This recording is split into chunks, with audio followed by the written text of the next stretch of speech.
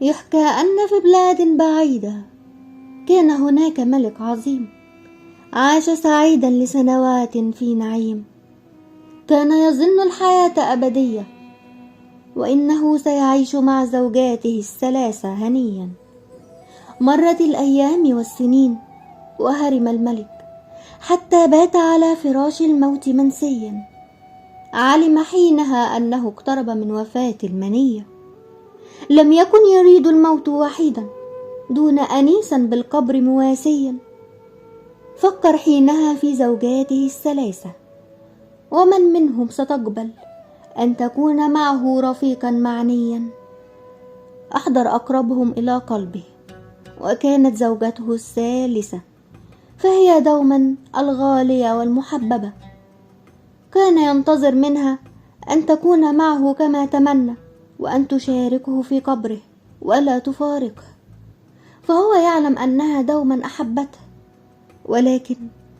ولكن ليت ما يتمناه المرء يناله. لم تنكر له حبها، ولكنها أعلنت وبقوة رفضها. فلما الموت يكون لها وهناك حياة عاشت من أجلها؟ ربما ستحزن على فراقه، ولكن بالتأكيد ستجد بعده حب جديد.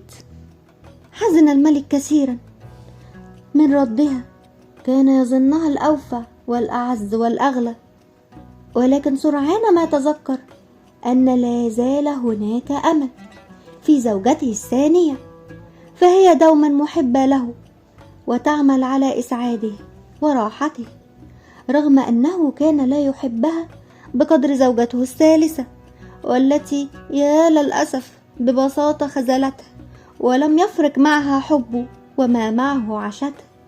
لذا أحضر زوجته الثانية وبدأ يتوسل لها راجيا أن تسانده فيما هو آتي ولا تتركه وحيدا في القبر. ظهر عليها التأثر من كلماته وبدت له حزينة كالأموات، وأخذت تقول مواسية له: لن أنساك وسأعيش على ذكراك، سأفتقدك في كل شيء، ولكني لا أقدر أن أكون بالقبر معك. حزن الملك كثيرا لما قالت، ولكن أمله بات ضعيفا، حيث أن زوجته الأولى لم يكن يحبها كثيرا وأهمل في معاملتها ولم يتذكرها في حياته إلا قليلا، فكيف لها بعد ذلك أن تكون معه؟ ولا بد أنها ستتركه وحيدا. ولكنه قرر المجازفة بسؤالها، فليس أمامه من الوقت الكثير، وبات يقول لها ما قد سبق وقاله لزوجاته الأخريات. كانت حقا متأثرة، تبكي كلماته الراقية تعي حجم المعاناة التي يعانيها، وتشجعت قائلة: لن أترك يدك خاوية، فأنا معك مواسية، سأكون لك الداعمة والآمنة والوافية، ولن أتركك ولو ثانية. حزن الملك كثيرا على حاله، لقد علم أنه أضاع حياته بلا فائدة، وأنه تيقن الحقيقة بعد فوات الأوان.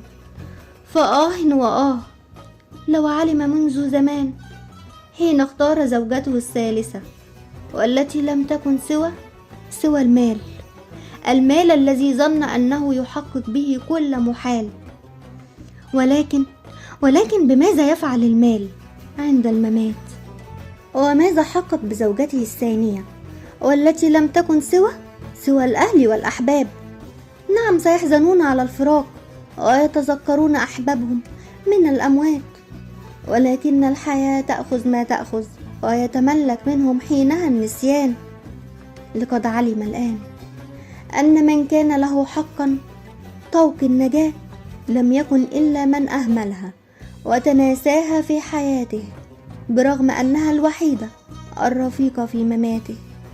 فزوجته الأولى يا سادة، ويا للأسف ما كانت سوى عمله الصالح وما فعل منه طوال حياته ليكون له الداعم المؤنس في مماته. ليتنا نعلم قبل فوات الأوان.